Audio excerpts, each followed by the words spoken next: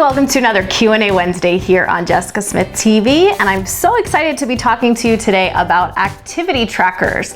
Now, a lot of you write me and ask me if you should get an activity tracker, if I have one that I recommend, and I want to talk to you all about that today. So this question came from Heather Miller, and she wrote me, I'm trying to decide whether or not to purchase a fitness tracker, and if I do, which one to choose. I'm not a big spender, and when I do my own research online, I feel overwhelmed by all the choices, prices, and reviews. I don't blame you. I'd love it if you could do a Q&A about activity trackers, if they're necessary, how to choose one, and which ones you'd recommend. So Heather, this one's for you. So first of all, I just want to say that I have mixed feelings about activity trackers. And again, I'm going to throw back to my old adage that you need to do what's best for you. So this is mainly my opinions based on my own experiences and those that I've had with some clients.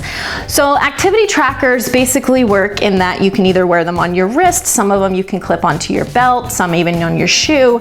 And the idea is that they can sense your body's movement and tell you either how many steps you're taking, how many calories you're burning, or a combination of that. Some of them even go so far as to track your sleep habits to let you know the quality of sleep, how much sleep you're getting. You can input your calorie intake and really just track almost all of your body systems, which is pretty amazing in itself. However, a lot of research is kind of emerging that these trackers are not 100% accurate, which we kind of knew, but they may be even less accurate than we thought. So I really have some mixed feelings about activity trackers. On one hand, I think they can be a helpful tool to sort of get you a snapshot of your current lifestyle. So if you're really not sure of how much activity you actually do during your day, it can sort of give you an idea of, wow, I'm only walking about 3,000 steps per day,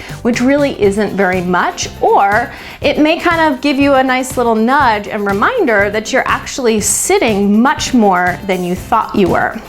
That being said, I also think that they can sort of create an obsessiveness almost in you, that if you start getting over dependent on them, it can really make you sort of feel anxious, like, oh, I haven't taken 10,000 steps today, I better go walk around in circles outside, or I've got to reach that goal. So that's going to be a lot of pressure on you, and I don't know if that's necessarily healthy. I also think that activity trackers really are causing us to, again, plug into an external device rather than plugging into our bodies and our own energy levels and needs. So I'm really, as you all know, I'm so about tuning into your body, listening to your natural signals, and I promise you those natural signals aren't, I need to go sit down in front of the TV on the couch for hours and eat potato chips. That's just a symptom of something else that's going on in your life. So Heather, this is kind of a complicated answer here, but I personally do not use an activity tracker. I don't necessarily recommend them. That doesn't mean that they aren't helpful or that other people don't like to use them. I'm not saying if you like to use an activity tracker that you're wrong. I'm just saying that they aren't always a necessary tool when it comes to weight loss or living a healthy lifestyle.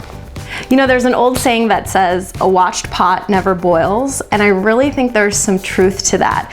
Sometimes when we're over-analyzing every step that we're taking, every calorie we're putting into our mouth, every calorie that we're burning, we may not see results. And it could be because we're contributing to more stress in our life. That's a lot of work to track every single thing that you're eating and then to put all that pressure on yourself to make sure that you're burning X amount of calories per day. In my own personal weight loss journey, I found that the more pressure I put on myself to lose weight, the more I rebelled and ended up just binging and gaining back any weight that I'd lost.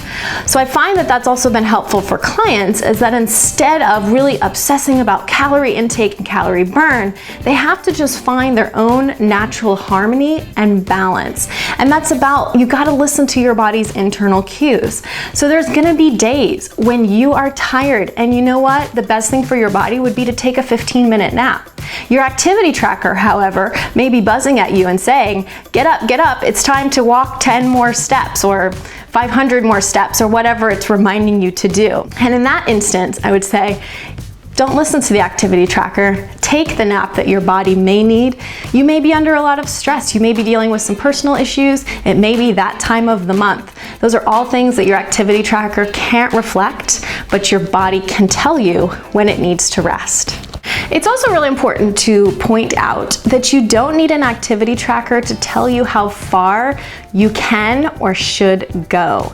There's gonna be days when you're in a workout and you are just ready to go, you're raring and full of energy, and your activity tracker may say, okay, we only need to go this many miles, but you wanna go further than that.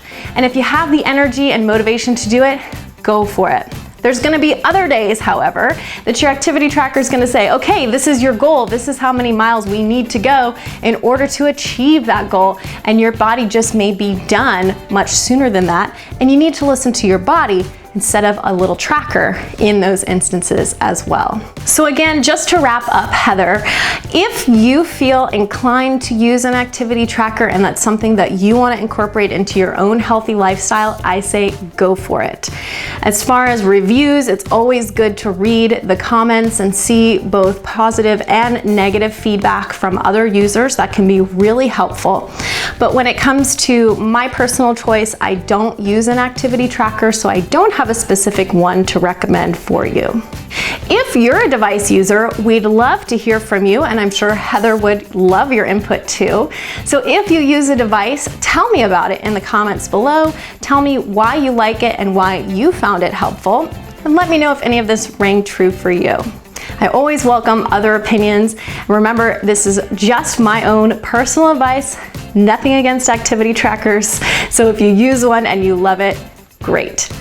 If you have a question for me for an upcoming Q&A episode, please also leave it in the comments below and I'll answer it as soon as I can. Thanks as always for remembering to subscribe, like and share your favorite videos, and I look forward to another Q&A Wednesday with you next week. Bye everybody.